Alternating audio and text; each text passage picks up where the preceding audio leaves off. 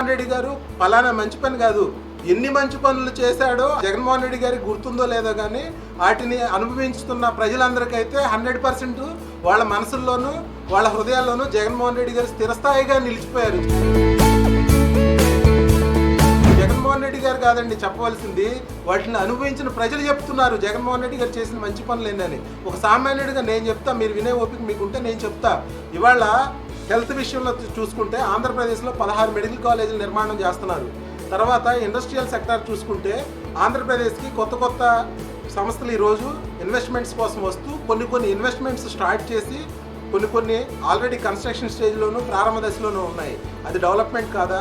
పేదలు ఇబ్బంది పడకూడదని చెప్పేసి వాళ్ళకి డైరెక్ట్ మనీ ట్రాన్స్ఫర్ స్కీమ్ ద్వారా వాళ్ళ ఆర్థికంగా ఎదగాలి, వాళ్ళ ఆర్థికంగా స్థిరత్వాన్ని పొందాలి అని ఆయన చాలా కార్యక్రమాలు, అమ్మఒడితో మొదలు పెట్టండి, ఆసరా కార్యక్రమం కానివ్వండి, రైతు భరోసా కానివ్వండి, విద్యాదీవెన కానివ్వండి, జగనన్న కానుక కానివ్వండి, ఇట్లా ఒకటి కాదు ఎన్నో కార్యక్రమాలు జగన్ గారి ప్రభుత్వం చేస్తూ ఉంది. వీటన్నిటిని అభివృద్ధి అనరా, సంక్షేమం అనరా, ఇంకా దీనికి మించి ఇంకా డెవలప్మెంట్ అంటే కొత్తగా ఇంకా డెవలప్మెంట్ ఏముంటుంది?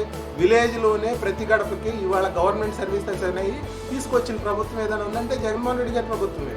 మీరు వెళ్ళి చూడండి, విలేజ్లో సచివాలయం కనిపిస్తుంది, సచివాలయంలో 10 మంది ఎంప్లాయీస్ కనపడతారు, అది జగన్మోహన్ రెడ్డి గారు పెట్టారు.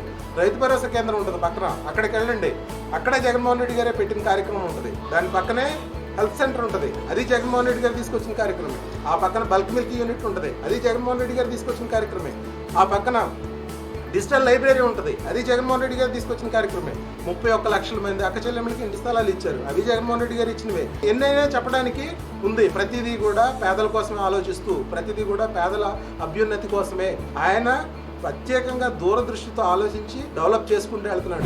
ఇచ్చిన మాటకు కట్టుబడి చెప్పిన దానికన్నా ముందుగా, మాటిచ్చిన దానికన్నా మెండుగా ఒక అడుగు ముందుకు వేస్తా ఉన్నాడు మీ బిడ్డ అని చెప్పి సగర్వంగా తలెత్తుకొని చెప్తా ఉన్నాను ఈ వేదిక మీద నుంచి.